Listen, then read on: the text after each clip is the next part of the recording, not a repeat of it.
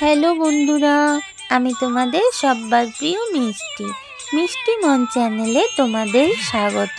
চলে এসেছি নতুন এক ভিডিও নিয়ে।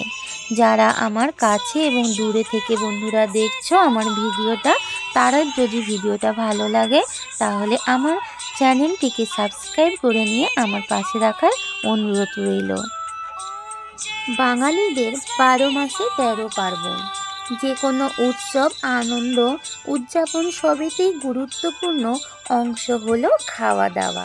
প্রতিটা পুজো পার্বণের সঙ্গে জড়িয়ে রয়েছে হরেক রকম পদ রীতি।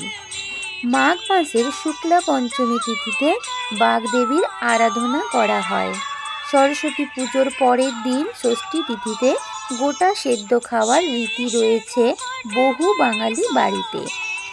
ওই দিনটাকে আমরা শীতল ষষ্ঠী বলে থাকি। সন্তানের মঙ্গল কামনায় এদিন ব্রত পালন করেন প্রত্যেক বাড়িতে মায়েরা। যারা এই ব্রত পালন করেন তাদের বাড়িতে উনুন জ্বালানোর কোনো নিয়ম নেই। লৌকিক আচার অনুসারে এই দিন শিলনোড়াকে বিশ্রাম দিতে হয় এবং তার পুজো করা হয়। তাই গোটা সেদ্ধ আগের দিন রান্না করা হয়। মূলত গোটা সেদ্ধ খেয়ে ব্রত ভাঙা হয়। এতক্ষণ শুনছিলাম আমরা প্রচলিত লোকাচারের কথা। এবার একটু স্বাস্থ্যসম্মত কথার দিকে আলোকপাত করা যাক।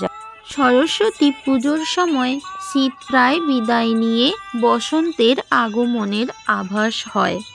মরশুমের বদলের জন্য এই সময় অনেকেই অসুস্থ হয়ে পড়েন। বিশ্বাস করা হয় গোটা সেদ্ধ খেলে জীবাণু সংক্রমণ থেকে শরীরকে রক্ষা করা সম্ভব হয়। শীতল ষষ্ঠীর দিনে মূলত ঠান্ডা খেতে হয়। 6 মরশুমের সবজি একসঙ্গে রেঁধে খাওয়াই হলো গোটা সেদ্ধ। তাই বাঙালিরা প্রতি বছর এই দিনটির জন্য উৎসুক হয়ে অপেক্ষা করে থাকে। এইভাবে প্রত্যেক বছর সরস্বতী পুজোর পরের দিনটা গোটা রান্না হিসেবে মহা সমারোহে অনুষ্ঠানটি পালিত হয়।